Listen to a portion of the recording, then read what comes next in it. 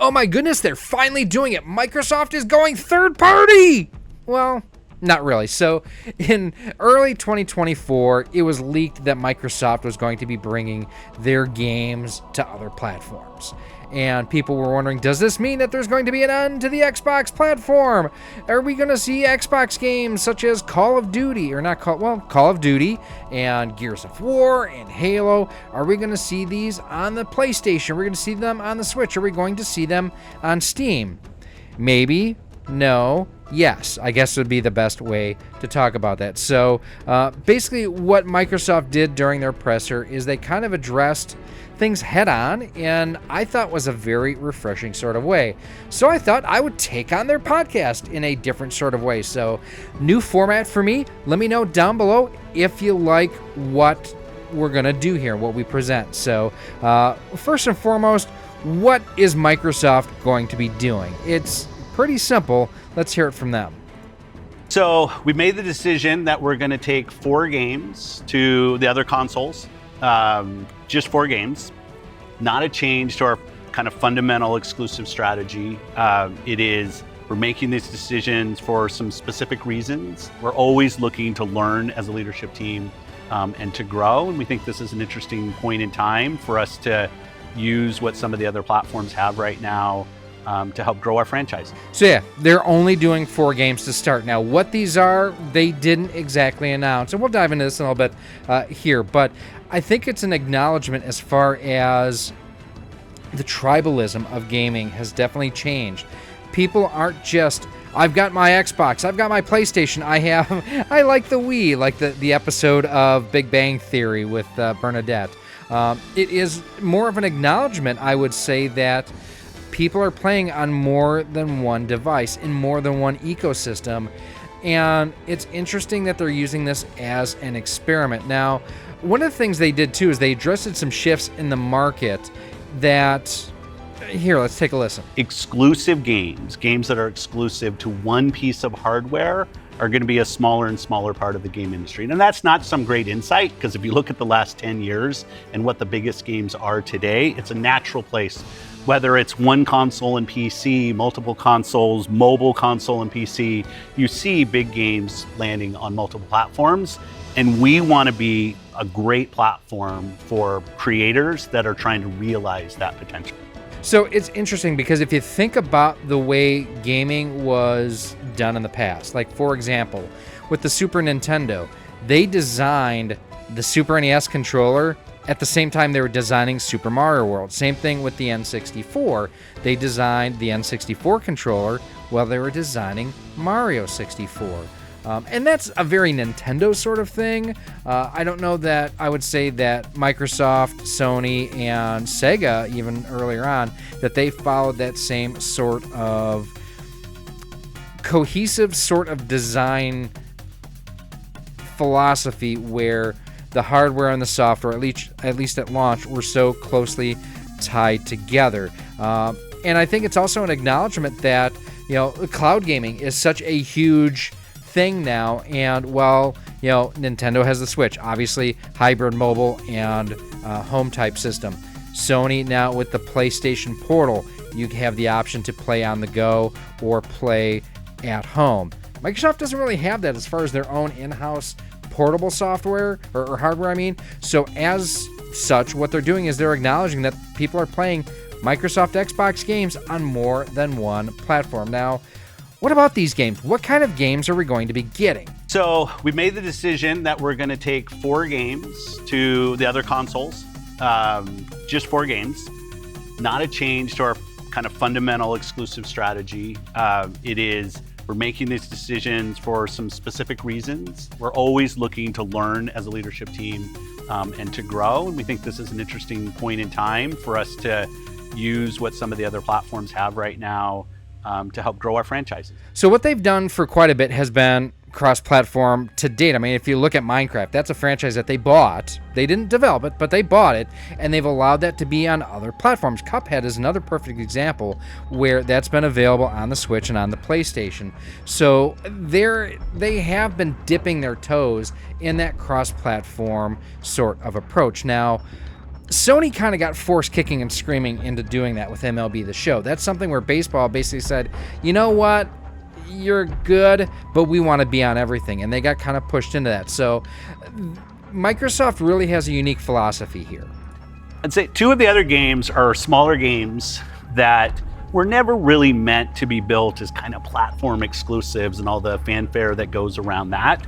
But games that our teams really wanted to go build, that we love supporting creative endeavors across our studios, regardless of size. And as they've realized their full potential on Xbox and PC, we see an opportunity to utilize the other platforms as a place to just drive more business value out of those games, allowing us to invest in maybe future iterations of those, so sequels to those, or just other games like that in our portfolio. And when we don't damage Xbox and we can grow our business using what other platforms have and to help us with that, we're going to do that. So what they're doing, it sounds like to me, is they're augmenting their existing install base.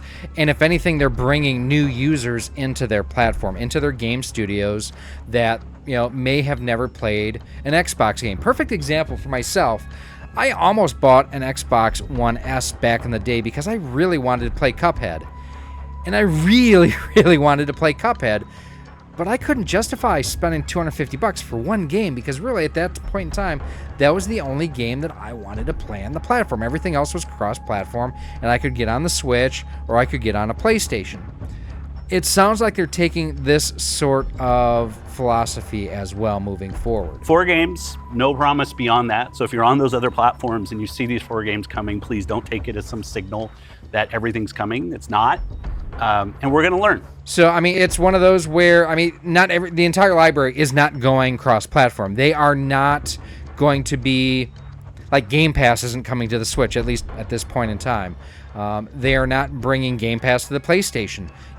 It's one of those things where I look at this as they're diversifying their portfolio.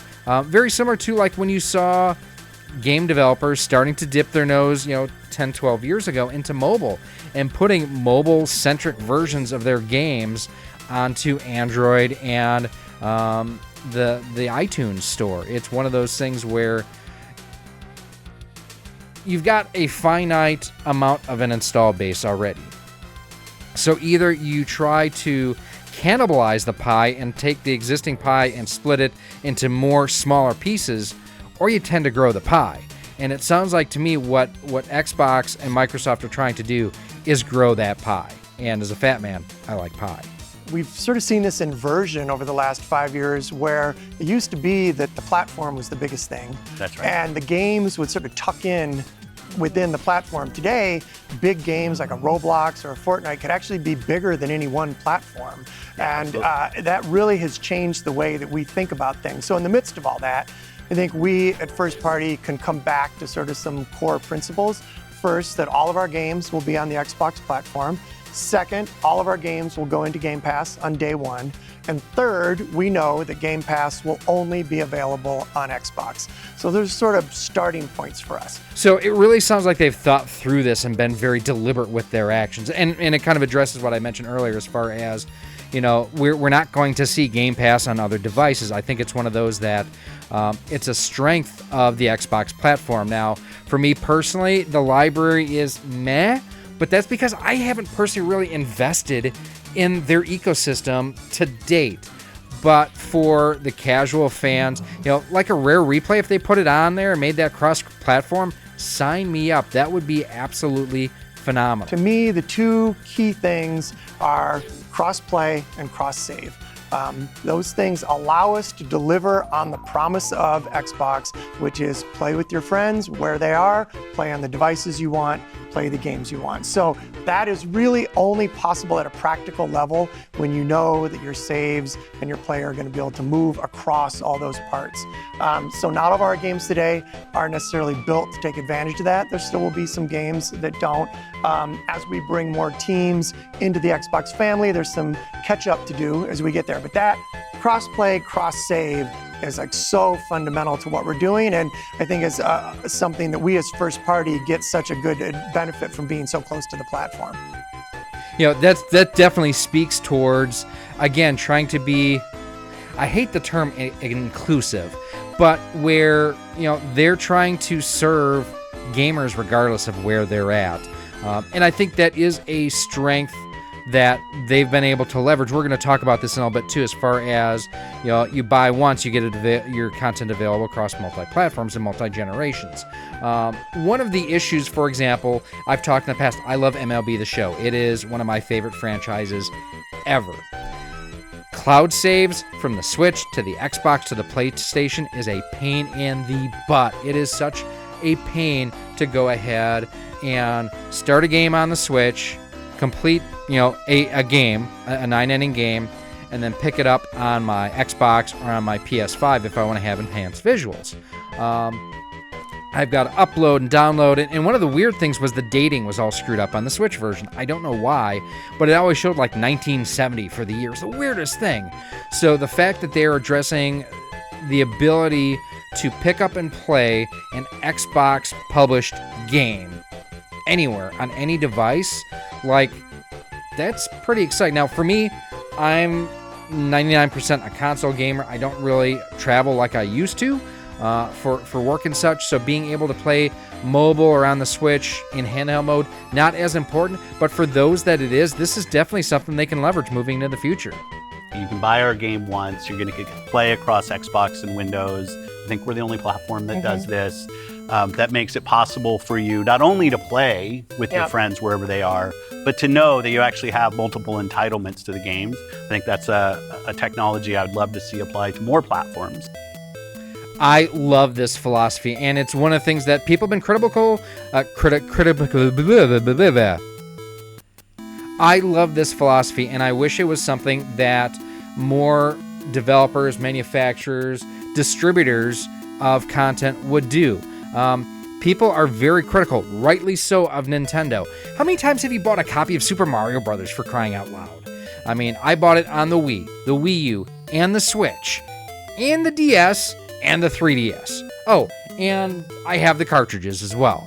Like, I don't need 47 different variants of content I've already purchased. And this is something Microsoft has done just tremendously well, so much better than anyone else on the market, is they have really, they're not, again, I've never been the biggest Xbox fan, but they have been very pro-consumer in this vein, as far as you buy your license once, you have your license. It's almost very, very similar to what Steam does with theirs. So that is something that if they, whatever these 4 titles are, it'd be really exciting if there's a way to validate your purchase through Xbox, through Microsoft. And if you have a PlayStation, if you have Steam, if you have a Switch, you don't have to buy it again. How awesome is that? If you simply have access to content on another platform that you have already purchased. Tell me that isn't cool. Nobody else is doing that. Nobody else is even thinking about that. It's not about one device. It's not about games in service of a device, but rather the devices that people want to play on should be in service of making the games as big and popular as they possibly could be. Because really, a healthy creator community on Xbox, a healthy creator community in gaming all up, is the thing that all of us as game players should be voting for, because that's the thing that will lead to the best long-term success and growth in this industry. It's a refreshing philosophy, quite honestly. I mean, it's basically, it's a focus on not just money. And we all know about, the loot box or the transactional fees and whatnot in games and things that are locked behind paywalls. But the fact that they're changing things to kind of focus on just play the games. Play our games that we love, and play it however and wherever you want. And that is what their philosophy seems to be shifting towards, at least with these. Again, it's only 4 games to start with, but man, it think about how this could totally change the gaming community, and how, especially if they take that philosophy of one-time purchase and it's available across all your devices. That's pretty cool. Nobody else is doing that. Many people know I've been on Xbox for over 20 years, and I want to make sure Xbox is in the best position for the next 20 years. That means healthy player community, healthy creator community, and healthy business. So when we look at opportunities to allow more people to play, more people to engage, more people to buy, more people to subscribe, it's all about putting Xbox in the best position. And our hardware is a critical component of that. The absolute best experience somebody has on Xbox is hardware that your team builds and that people play on. But that's not going to be everybody. We fully accepted that we're going to have Xbox players across all kinds of devices. That, I think, directly addresses people's concerns, too, about the Xbox is going away as far as a hardware platform. I don't think the Xbox is going away. We're going to see at least two more generations of Xbox hardware. And I think it makes sense. I mean, in the end, the people who are creating these games, they're designing around this control input style as far as button placement, trigger styles. I mean, just think about the difference in this to a DualSense controller. Now, in some ways, the DualSense offers some advantages with the haptic feedback on the triggers or the resistive motors on the triggers, where you can go ahead for racing games. I think it's phenomenal. Where it helps you be smoother on both throttle and brake. This can't do that. So if anything, it may unlock some future potential. I would love to see them. Like, one of the crummy things Microsoft has done recently is they're blocking non-third-party or controllers that aren't officially licensed third-party controllers. So, for example, the Retro Fighters Hunter controller doesn't work on the Xbox One S or the Series S and X. Microsoft has blocked that at a system level. Just let me use whatever controller I want, man. If it's Bluetooth, let it work for me. But the fact that they're addressing future health here of the platform, I think that should alleviate a lot of the stress. Now, one of the things that they did not do is address physical versus digital as far as what their focus is moving forward. We're going to be going more and more into a digital-only sort of realm, but I think as far as just a platform, we're still going to see Xbox hardware moving into the future. Absolutely. I mean, when you look at, just step back and you look at the history of the industry, we've moved from a place where it used to be that someone built and launched a game to accelerate hardware to actually the things we do with our hardware and with our platform are all in service of making those games bigger. And we think about that across all of the investments we make, the consoles we build, the investments we do with things like cross-play, cross-progression, the things that we're doing with cloud. How do we actually give more options to game creators so they can have the greatest success? So really, to me, this is sounding like what they're doing is they're just essentially casting a wider net with what they're going to be offering to the game player. They're not going to be, as they mentioned earlier, it's going to be one of those where their perceived or advertised best experience is going to be on using original Xbox hardware. It's going to be what the software is going to be tailored towards, but there are potentials for enhanced gameplay available through other platforms. Kind of like what I was talking about earlier, the fact the N64 is probably the best example I can think of. That controller was designed for Mario 64, and when you play Mario 64 with an N64 controller, you know it. You just know this was meant for that. You know, it's one of those things where they just go hand in hand. It's like peanut butter jelly time. But boy, that was a bad joke. But it was one of those things where they're not being naive to the future. And one of my favorite sayings is you're either someone who adapts to change or is changed by I can't remember exactly what it is, but basically the philosophy behind it is you can either change in anticipation of things coming up, or you can be changed by the change that's going to happen, whether you prepare or not. You know, one of the cues I think us as being part of Microsoft take is looking at Windows and how Windows over decades has maintained software compatibility with things that are built on it. Like, I can still go back and play some of the games that I love playing on Windows from decades ago, and it will still run. And we try to bring that same view to consoles. It's harder in console because the line between what the hardware is and what the game is in consoles is traditionally, it's tighter, which makes compatibility, you end up doing these generational compatibilities that we've built. But I will say compatibility, the ability to not only play the games, but my saves are still there with our cloud save systems to try to keep the services up as long as we can so that people can play, is a tenet of what we are as Xbox. It's at our foundation. And when we look at future hardware generations and what we're gonna support, making sure that we respect, which is the word I use, respect the investments that people have made in Xbox going forward is fundamental. And the fact that you get entitlements when you buy a game from us on both Windows and Xbox also means you have the ability to play that game across a multitude of devices, which I think furthers the compatibility of the games that you own. Again, I love that philosophy. It's one of those, it puts the consumer first. You're not looking to milk them for another purchase and another purchase and another purchase. And I wish I loved this controller more, and I wish I loved their franchises more, because I love everything they're talking about here. I really do. It is one of those things that it's refreshing to hear that, you know, they're putting the gamer first. They're putting the customer who's opening up his wallet or her wallet or their wallet, and, you know, putting down their hard-earned money to invest in something for their platform. Like, I love the fact they're putting the consumer first, and it's just so refreshing to hear. What do I think we're going to see? I mean, this is kind of where we're at this point, and I don't know exactly what we're going to see. I think Rare Replay makes sense, just because, I mean, it hits everything that they're talking about, that it's over a year old. It didn't even launch on the Series S and X. It was on the one. Actually, was it even on the 360? It may have even been on, I think it was on the 360.